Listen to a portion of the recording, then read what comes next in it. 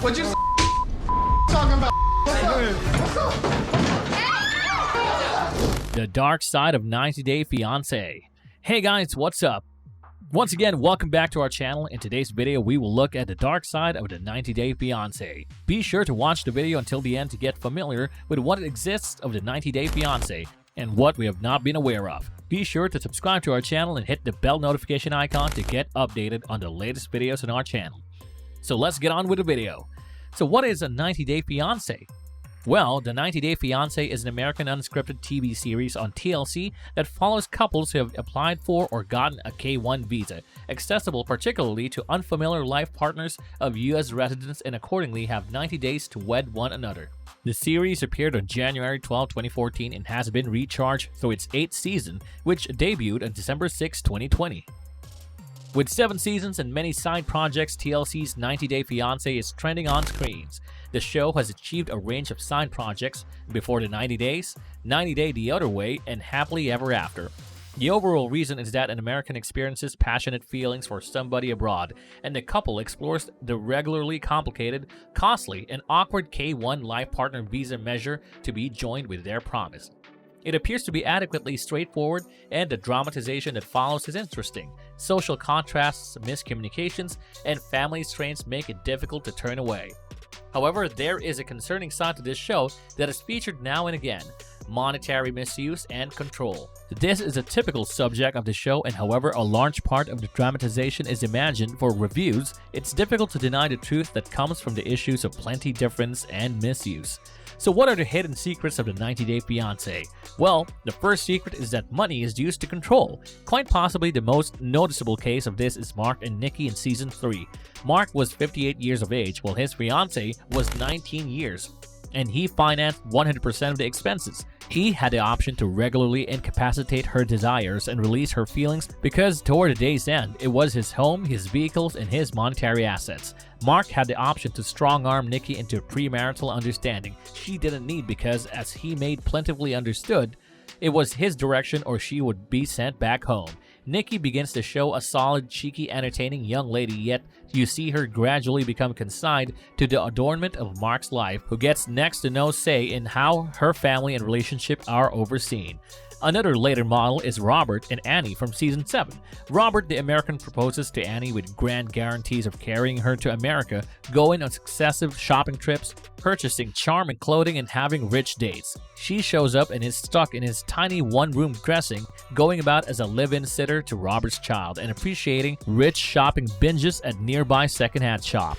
While he never fully compromises her to the degree that Mark and others have to their worldwide companions, there was positive monetary dishonesty and false guarantees that were possibly acknowledged when Annie showed up in America and didn't have the assets to advocate for herself. The overall issue is power elements and the issue that outcome from an imbalanced monetary relationship with one individual relying upon the other and the individual with the accounts giving orders. Some portion of this is because of significant number of individuals coming from nations where the normal pay is a lot slower than the standard American pay, yet it is likewise oftentimes referenced the companions on the K-1 life partner visa can't work until they acquire their green card, which can require months.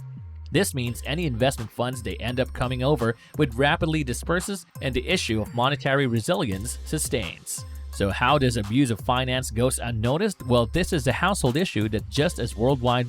1. Connections that start self-sufficient can rapidly turn poisonous in case funds are combined if one assistant turns into a stay-at-home parent or loses their employment, or the cash isn't talked about transparently and sincerely all through the relationship. Monetary mistreatment and control are one of the more cunning types of force and control elements, since it doesn't look like conventional types of misuse, and it can occur over the long pull with a progression of inconsistent little changes that go unseen until the abused individual is caught in an enclosure they never acknowledged and was being developed around them.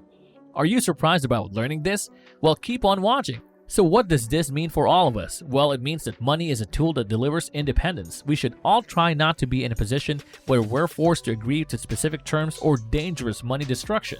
Indeed, even seeing someone where cash is straightforwardly talked about and monetary jobs are commonly settled upon, the two players ought to consistently have monetary stores to leave the relationship should things become harsh or should unfortunate forced elements be presented.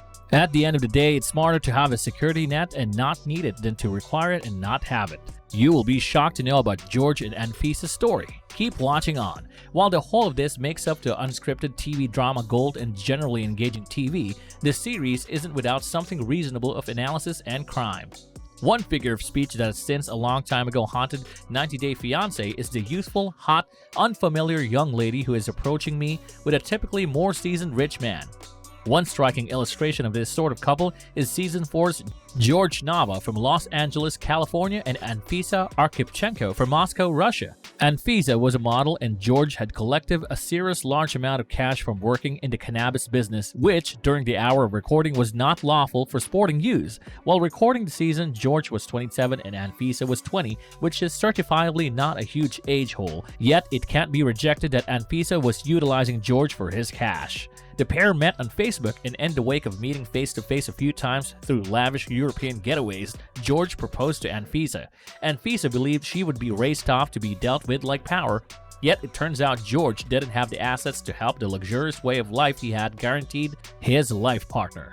This prompted show that assumed control over their relationship, with pushback from George's family just stoking the fire.